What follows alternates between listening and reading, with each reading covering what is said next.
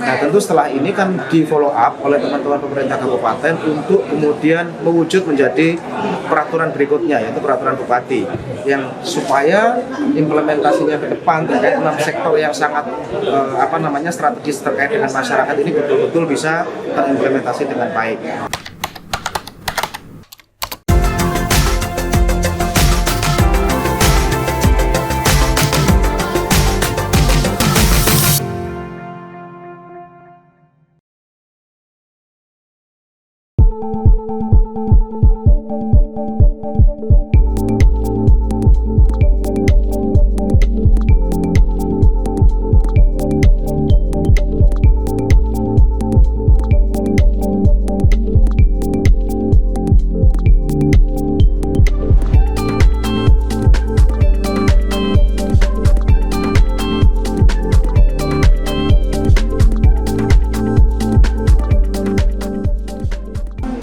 Terkait tambahan perda itu Pak, nanti dorongan dari DPR sendiri bagaimana Pak?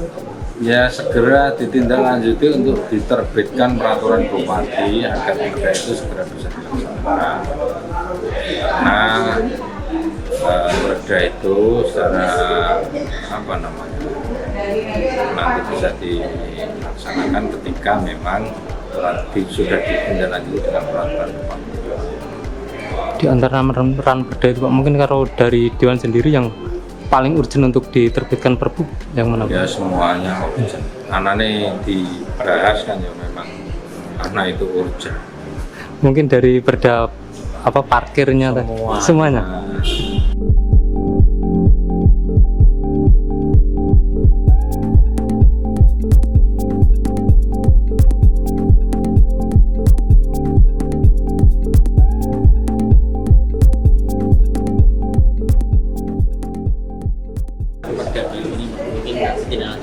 Iya, jadi ini kan proses yang sudah didiskusikan cukup panjang ya sama teman-teman di DPRD terkait 6 raperda itu. Satu terkait keterbukaan informasi publik, kemudian yang kedua penyelenggaraan pasar rakyat, yang ketiga perlindungan dan pemberdayaan usaha ekonomi mikro dan koperasi, sarana prasarana dan utilitas umum, kemudian fasilitas kekayaan intelektual dan penata pengelolaan parkir. Ini raperda yang sangat menyentuh grassroots gitu ya, artinya kebutuhan masyarakat dan aktivitas masyarakat.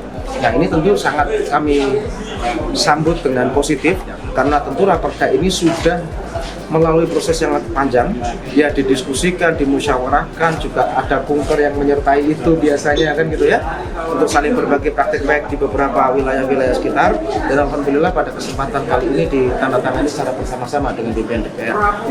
Nah tentu setelah ini kan di follow up oleh teman-teman pemerintah kabupaten untuk kemudian mewujud menjadi peraturan berikutnya, yaitu peraturan bupati, yang supaya implementasinya ke depan terkait 6 sektor yang sangat strategis terkait dengan masyarakat ini betul-betul bisa terimplementasi dengan baik.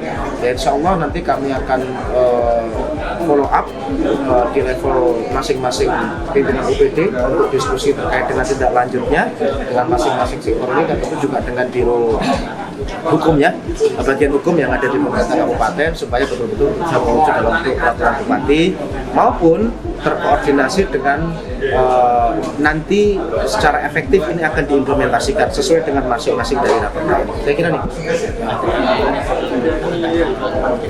Ya, jadi gini, pengelolaan dan penataan parkir ini kan selama ini kan orang melihatnya mungkin silo-silo ya. Ada yang secara efektif itu kemudian masuk menjadi PAD, tapi kadang kita juga mendengar 1-2 laporan masih terjadi parkir liar dengan harga yang tidak wajar misalnya kan gitu kan.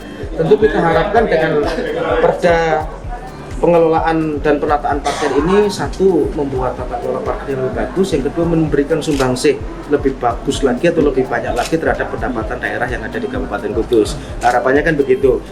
Kalau yang lain saya kira juga sama lah, pasti semua ini sudah dipikirkan untuk ke arah yang lebih baik. Saya kira itu sih.